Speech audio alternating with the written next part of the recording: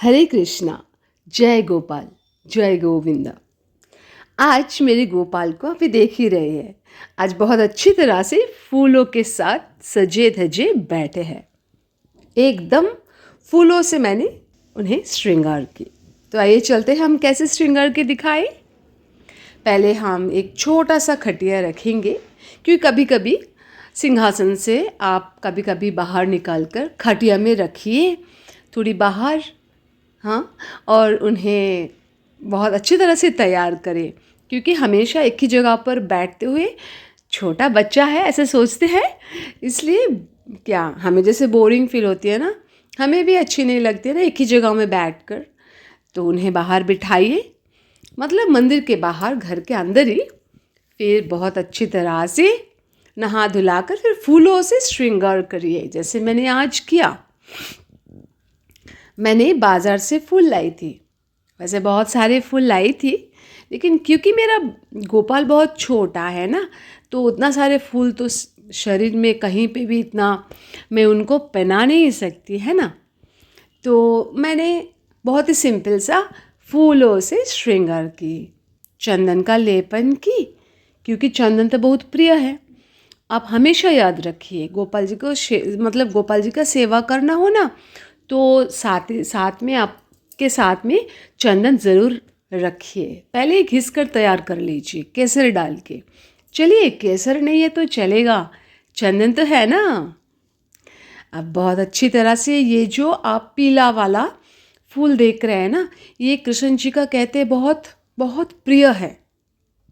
जब मैं फूल खरीद रही थी एक एक महिला से, तो उन्होंने बोला तुम अपने गोपाल जी के लिए येलो वाला फूल लेके जाओ, क्योंकि ये कृष्ण जी को बहुत फेवरेट है। आप यकीन मानिए, मुझे नाम नहीं पता था, भूल गई। पर यहाँ इस फूलों से जो खुशबू आ रही है ना, मैं आपको बयान नहीं कर सकती। बहुत दिखने में बहुत सुंदर है। अब घर पे आप भगवान जी को अर्पण करेंगे ना, तो खुशबू ही खुशबू फैलाएंगे। तो बहुत वेरी गुड एरोमाज है ना। और ये जो सफ़ेद सा आप देख रहे हैं ना फूल, ये इससे जो खुशबू आ रहे हैं ना, मैं बता नहीं सकती। पूरे घर मेरा महक उठे हैं। तो बहुत सिंपल सा मैंने फूलों से श्रृंगार कर दी है ना। फिर बांसुरी छोटा सा लगा दी, एक बड़ा सा माला बहुत ही हल्का फुल्का। फिर मोर पंख उनको बहुत प्रिय है, मैंने लगाई। हमारे आसपास इर्द गिर्द जो भी घटते हैं, बिना कारण के कुछ नहीं घटते हैं। तो आइए जानते हैं कि बाल गोपाल जी के रूप में कब से पूजा शुरू हुआ, किसने शुरू किया, इसके पीछे का कारण क्या है, संक्षेप में बताना चाहेंगे। एक संत हुआ करते थे, वृंदावन में अपने बेटे के साथ रहते थे। वे संत जो है भगवान कृष्ण जी का बड़ा भक्त हुआ करते थे, बहुत सेवा करते थे, कहीं जाते भी नहीं थे है ना।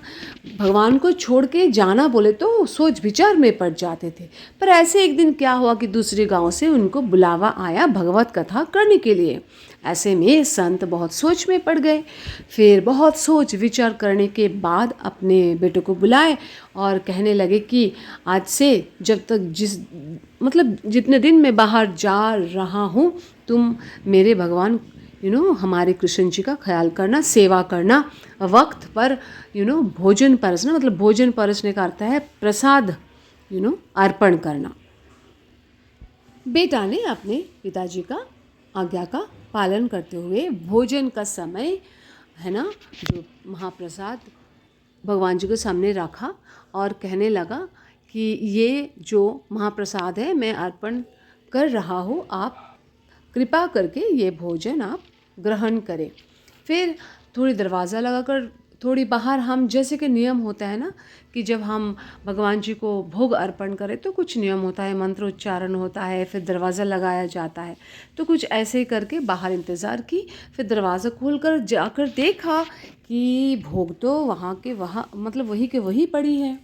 तो बेटा ने बहुत गुस्से में आए, बोले, कहने लगे भगवान जी को कि अरे आपने खाना नहीं खाए, मैंने भोग अर्पण किया, आपने ग्रहण नहीं किया, अब पिताजी आके मुझे डांटेंगे। तो बेटा ने इतना डांटा लॉर्ड भगवान जी को, मतलब लॉर्ड कृष्णा को। तो फाइनली कृष्णा ने ये सोचते हुए अपना खाना खा ही लिया कि हाँ पिताजी आएंगे तो ज़बरदस्त डांटेंगे। तो हो गया, भगवान जी ने खाना खा ली। फिर जैसे कि उनके पिताजी वापस आए शाम को, तो पिताजी ने पूछा अपने बेटे से कि बेटा, भगवान जी को भोग अर्पण किया था? तो बोले तो कहाँ कि हाँ। तो बोले दिखाओ, वो थाली दिखाओ, देखते हैं, मुझे भी थोड़ा प्रसाद पाना है भगवान जी को। जैसे कि भगवान जी को जब हम भोग अर्पण करते हैं, वो भोग तो वहाँ के मतलब वही के वही रह जाते हैं ना। भगवान जी सिर्फ उनमें दृष्टि डालते हैं और ब्लेसिंग्स डालते हैं। जब महाप्रसाद बन जाते हैं तब हम ग्रहण करते हैं। भगवान जी तो ऐसा नहीं, खा लेते हैं। तो बेटा ने कहा हाँ पिताजी, सारे भोग तो भगवान जी ने खा ली। तो पिताजी ने बोला अरे आप ये क्या मजाक कर रहे हो, भगवान जी थोड़ी खाना खा लेते हैं, मतलब तो भगवान जी का दृष्टि होती है, हमारे ऊपर ब्लेसिंग्स होती है, वो तो नियम होती है। तो पहले दिन देखा और फिर बहुत डांटा, और संत को लगा कि शायद मेरा बेटा ही पूरा कि प्रसाद महाप्रसाद खा लिया होगा।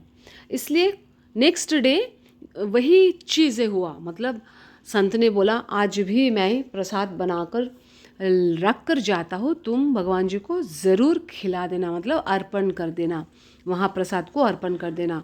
तो बेटा ने कहा सही, ओके मैं कर लूँगा। तो दूसरे दिन भी जैसे ही प्रसाद रखा तो लॉर्ड कृष्णा ने फिर भी नहीं खाया, क्योंकि लॉर्ड कृष्णा के साथ जो संत का एक अलग सा बॉन्डिंग था, क्योंकि संत जिस तरह से खिलाते थे प्यार से, है ना, उसी तरह से उन्हीं के हाथ से खाना है, इस तरह का कुछ भगवान कृष्ण का मन था।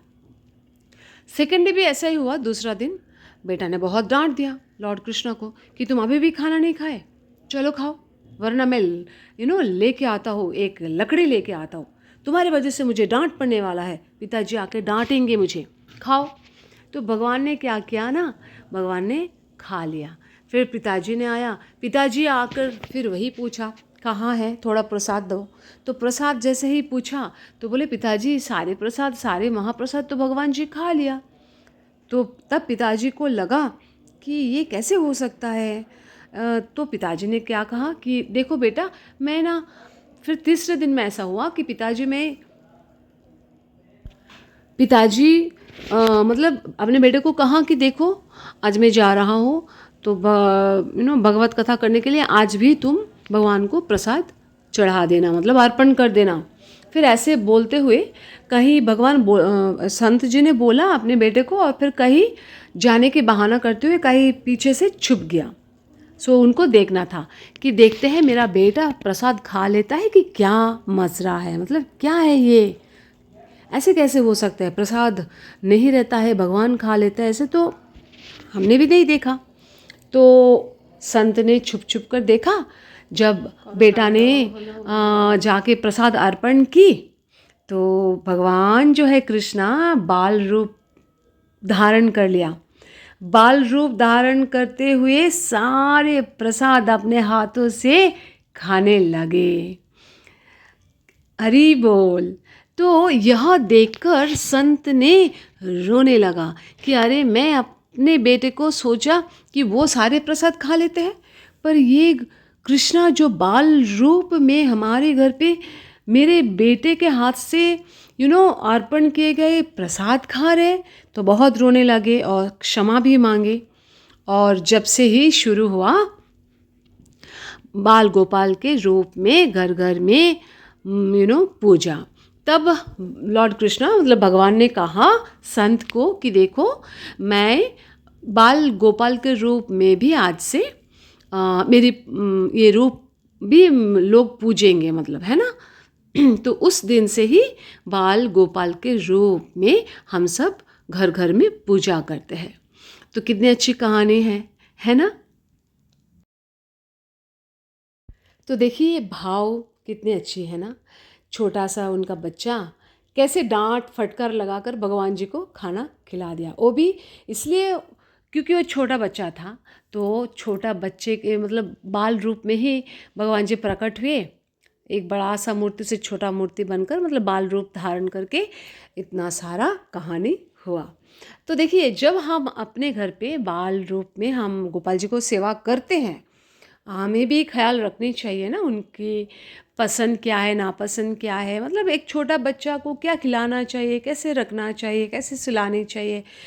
तो ये सारी चीज़ अपने छोटे बच्चों को करते हो ना, वैसे ही गोपाल जी को कर लीजिए। और अ, एक बात है कि आज हम बहुत व्यस्त हैं, वी आर वेरी बिज़ी, हमें नौकरी पे जाना पड़ता है, तो फटाफट फटाफट जल्दी जल्दी जितना भी हो सके, अगर आप शुरू भी किया, आप शुरू भी करना चाहते हो तो कोई मतलब देर किस बात की, शुरू कीजिए, आप करिए फटाफट, जो हो सके, जो बन पड़े हाथ से भोग अर्पण करके, थोड़ा श्रृंगार करके अपना काम करिए। बिकॉज हमारा धर्म ही है अपने धर्म को निभाना। मतलब अपना धर्म क्या है कि भगवान जी के शरण में आना है ना। तो और एक बात है कि एक महिलाओं के लिए जो मंथली का एक प्रॉब्लम होती है ना, कि मंथली एक साइकिल होती है, उसमें महिलाओं पूजा नहीं कर सकते हैं, तो उस वक्त कोई घर का और कोई सदस्य है तो उनके हाथ से करवा लीजिए, अगर कोई रेडी नहीं है। हाँ, so don't worry about it, आप भगवान जी को सुला दीजिए ढक कर, और उनके साइड पे थोड़ी फ्रूट्स मिठाई वगैरह रख कर, ग्लास में पानी भर कर रख दीजिए, और उनको पहले आपको पता चल रहा है कि अभी मेरा मंथली पीरियड शुरू होने वाले हैं, तो जब भी आपको लगे आसपास तो आप ऐसे कर सकते हैं, है ना। ड्राई फ्रूट्स वगैरह रख दीजिए सरहाने पर, और उनको सुला दीजिए, ढक दीजिए, जैसे हम ओढ़ते हैं ना, जैसे हमें ठंडी लगेगी या तो गर्मी लगेगी, हम ऐसे कैसे अपने हिसाब से हम सोते हैं कंफर्टेबली, वैसे सिलाइए भगवान जी को, और फिर उनको प्रार्थना कीजिए कि मेरा ऐसा परिस्थिति है और आने वाली है, तो आप मुझे माफ़ करिए, जब भी मैं शुद्ध हो जाऊंगी, प्योर हो जाऊंगी, फिर दोबारा सेवा में लग जाऊंगी, है ना। देखिए, बहुत सारे ऐसे होते हैं कि सब बिज़ी है ना अपने काम काजों में, तो सबके हाथ से ये सेवा करना मुश्किल है, नामुमकिन है ना। बहुत कम लोग ही कर पाते हैं, इसलिए मनोबल अगर जिनका बहुत बड़ा हो तो कर ही लेते हैं। आप भी कर लीजिए कैसे भी, या तो ब्राह्मण को बुलाकर कर लीजिए, कोई बात नहीं।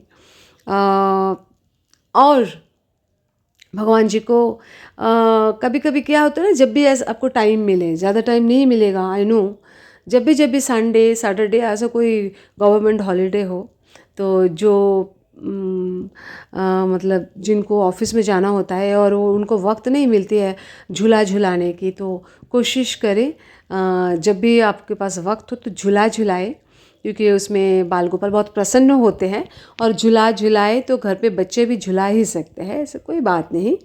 बहुत ही प्यार से भगवान जी का सेवा करें। देखिए, बहुत कुछ चीज़ों की मतलब